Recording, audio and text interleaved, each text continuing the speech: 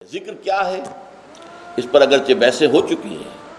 ہمارے منتخب نصاب کا جو دوسرا حصہ ایمانیات پر جو بحث ہوئی ہے اور اس میں جو نمبر 2 درس تھا سورہ آل عمران کی آخری رکوع کی آیات، وہاں تفصیل سے ذکر کی بات ہوئی. ذکر جسے ہم ذکر کہتے ہیں وہ ذرائع ذکر ہیں، ذکر کے ذرائع.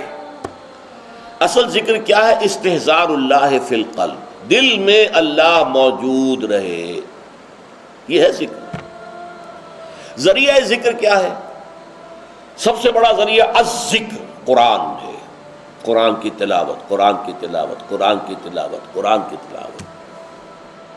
آسیہ گرداں و لب قرآن سرا. علامہ اقبال نے حضرت فاطمہ رضی اللہ تعالیٰ عنہ کا نقشہ کھینچا ہے کہ وہ چکی پیس رہی ہوتی تھی اور قرآن پڑھ رہی ہوتی تھی.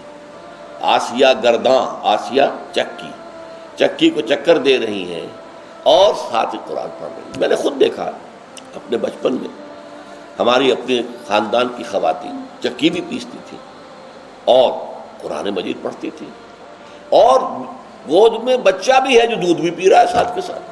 سارے کام ہوتے تھے. تو الذکر قرآن ہے. اور نمبر 2 یہ مضمون پھر آئے گا جو ہمارا اگلا حصہ ہے اس منتخب نصاب کا 5واں حصہ، اس کا پہلا درس سورہ عنکبوت ہے، اس میں آئے گا یہ. دوسرا ذکر کا طریقہ کیا ہے؟ نماز. یہ جامع ترین ذکر ہے. اس میں زبانی ذکر بھی ہے، اللہ اکبر، سبحان ربی العظیم، سبحان ربی الاعلیٰ، زبان ذکر کر رہی ہے اور قرآن پڑھ رہے ہیں، سورہ فاتحہ پڑھ رہے ہیں، اور ساتھ ہی جو آپ کے جسم کی حرکت ہے، آپ اللہ کے سامنے جھک گئے رکوع میں، آپ اللہ کے سامنے سجدے میں گر گئے، تو یہ گویا کہ جسمانی ذکر ہو رہا ہے اور قولی ذکر بھی ہو رہا ہے. تیسرے نمبر پر ذکر جو ہے وہ ادعیہ معصورہ مسنونہ، وہ دعائیں کہ جو حضور دنیا کے مختلف کام کرتے ہوئے پڑھا کرتے تھے. صبح اٹھے ہیں تو دعا ہے، بیت الخلاء میں جا رہے ہیں تو دعا ہے، باہر نکلے ہیں تو دعا ہے، وضو کے لیے بیٹھے ہیں تو دعا ہے، ہر عضو کو دھوتے ہوئے دعا ہے، پھر یہ کہ گھر سے نکلے ہیں مسجد کے لیے تو دعا ہے، مسجد میں داخلہ ہے تو دعا ہے. کوئی کام ہے ہی نہیں.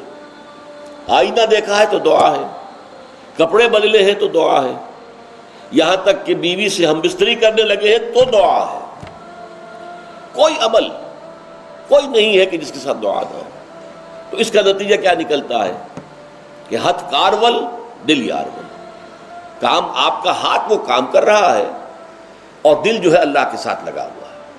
اور مسنون دعاؤں کا فائدہ کیا ہوا کہ 2 رشتے قائم ہو گئے بیک وقت. ایک رشتہ اللہ کے ساتھ، آپ دعا تو اللہ سے کر رہے ہیں نا.